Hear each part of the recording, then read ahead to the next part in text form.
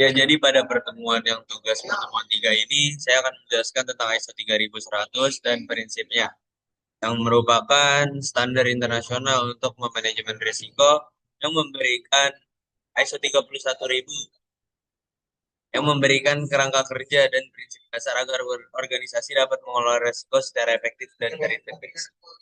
Nah, 8 prinsipnya yang pertama itu terintegrasi, di mana manajemen risiko tidak boleh berdiri terpisah, tetapi harus menjadi bagian dari seluruh aktivitas dan proses manajemen di dalam organisasi.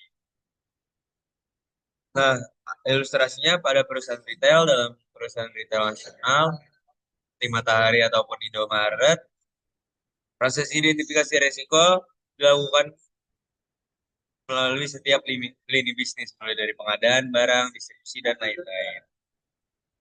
Yang kedua itu prinsipnya itu terstruktur dan komprehensif, di mana manajemen risiko harus dijalankan secara sistematis dan menyeluruh, bukan berdasarkan inisiatif pribadi atau kebiasaan semata. Nah, ilustrasinya yaitu pada perusahaan internasional, misalnya Carrefour itu membuat prosedur tertulis. Nah, mulai dari prosedur pengecekan stok, terus SOP tanggap darurat, hingga protokol penanganan keluhan pelanggan.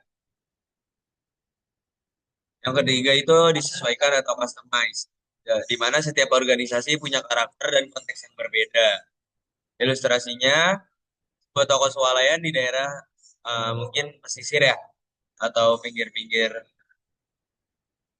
pantai gitu, atau yang di ujung-ujung kota, mungkin menyesuaikan fokus risikonya pada bencana alam atau fluktuasi pariwisata yang berbeda dengan toko di pusat kota yang lebih fokus pada risiko pencurian atau persaingan promo harga dengan kompetitor setempat. Yang keempat, inklusif, di mana stakeholder utama harus dilibatkan dalam proses manajemen risiko agar pengetahuan dan pandangan mereka tuh dapat memperkaya proses identifikasi dan mitigasi.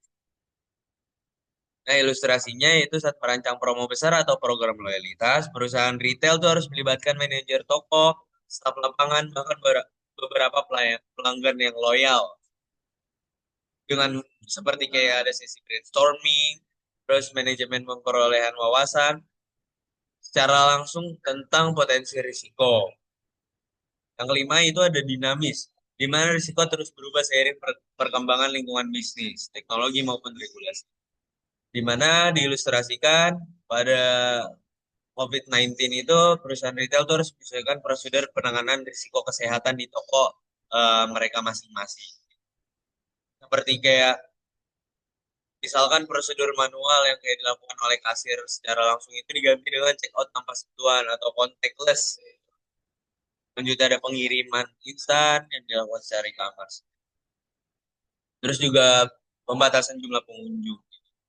Yang keenam ada berdasarkan informasi terbaik, di mana keputusan manajemen risiko itu diambil berdasarkan data dan informasi yang paling aktual, baik historis. Tren masa kini ini juga mempengaruhi maupun direksi prediksi masa depan. Ilustrasinya yaitu perusahaan retail besar menggabungkan data POS atau point of sales, data survei pelanggan, dan data pasar eksternal sebelum menentukan strategi pembelian stok musiman. Ketujuh itu ada mengelola ketidakpastian, di mana tata kelola risiko harus memperhitungkan faktor manusia dan budaya organisasi yang dapat mempengaruhi efektivitas pengelolaan risiko. Ini ilustrasinya perusahaan retail multinasional memperhatikan budaya kerja, misalnya cara komunikasi antar departemen, dan perbedaan perilaku antara staf toko di kota besar dan kota kecil. Yang terakhir itu ada peningkatan berkelanjutan, di mana manajemen risiko merupakan proses yang harus selalu diperbaiki. Organisasi harus belajar dari pengalaman, audit internal, ataupun feedback stakeholder untuk memperkuat sistem ke depan.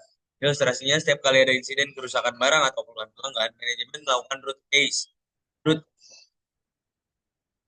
case, analis, dan update SOP jika diperlukan. Oke, terima kasih banyak.